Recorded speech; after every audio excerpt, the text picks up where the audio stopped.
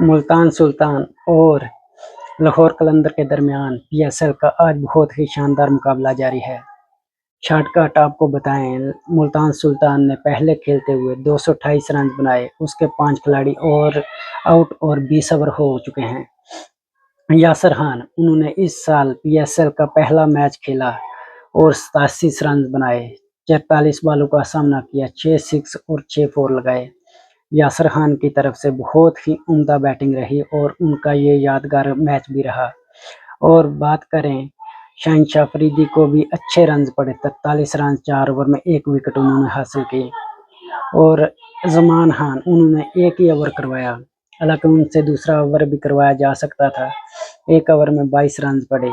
Haris Rauf 3 over में 54 run, बहुत ही बुरी बॉलिंग हारिस रऊफ की, कोई विकेट नहीं ले सके।